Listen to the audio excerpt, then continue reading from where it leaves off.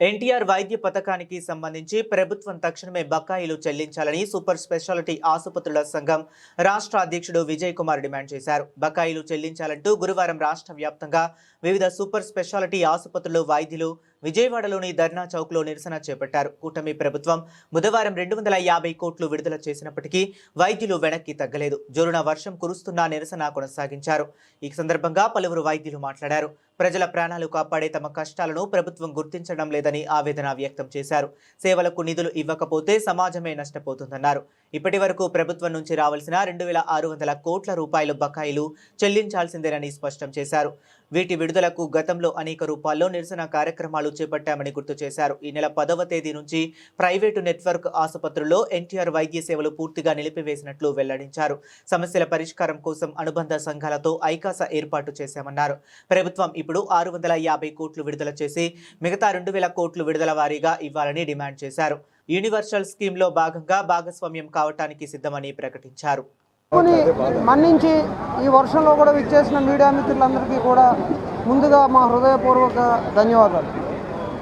గత కొద్ది కాలంగా మీ అందరికీ తెలుసు, ఆశా తరపున ఎన్టీఆర్ వైద్య సేవకు సంబంధించిన బిల్లుల కోసం రకరకాల విధాల్లో మా యొక్క నిరసనని తెలియజేస్తూ వచ్చాం.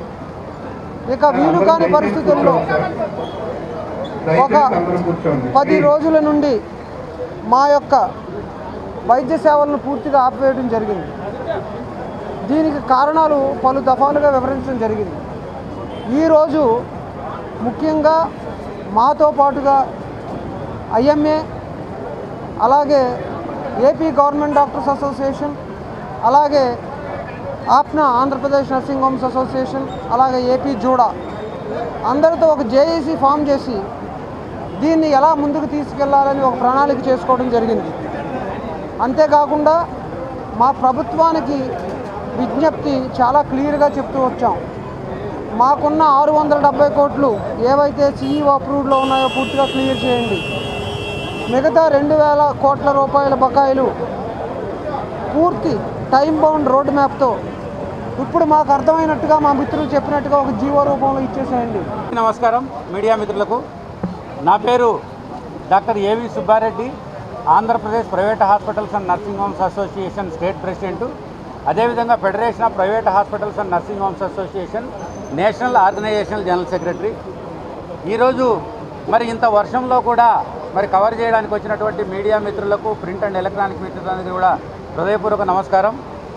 ఈరోజు ఆశా ఆధ్వర్యంలో ఏదైతే ఈ ధర్నా జరుగుతూ ఉందో ఇది నిజంగా ఒక విధి లేని పరిస్థితుల్లో డాక్టర్ల మనుగడలకు, హాస్పిటళ్ళ యొక్క మనుగడలు పూర్తిగా ప్రశ్నార్థకమైనటువంటి పరిస్థితుల్లో ఇక ఏమాత్రము ఉపేక్షించినా కూడా హాస్పిటల్స్ అన్నీ కూడా మూత వేసుకోవడమో, లేదంటే వాళ్ళు చేసినటువంటి అప్పులు తీర్చలేక ఆ హాస్పిటల్స్ను వేలాలు వేసుకోవడమో, లేకపోతే ఆత్మహత్యలు చేసుకోవడమో తప్ప విధి లేని పరిస్థితి వచ్చినప్పుడు అది కూడా రిపీటెడ్గా ప్రభుత్వాలకు విన్నపాలు చేస్తూ మాకు ఇచ్చేటటువంటి బకాయిలలో కొంతైనా రిలీజ్ చేయండి అని రిక్వెస్ట్ చేసుకొని అన్ని రకాల దారులు మూసుకుపోయిన తర్వాత కేవలము మా ఆవేదనను చెప్పడానికి మాత్రమే ఈ సభాముఖంగా, పత్రికాముఖంగా గత 10-15 రోజులుగా మేము ప్రజలకి సేవలు అందించకపోవటం వలన ప్రజలకు కలిగిన అసౌకర్యానికి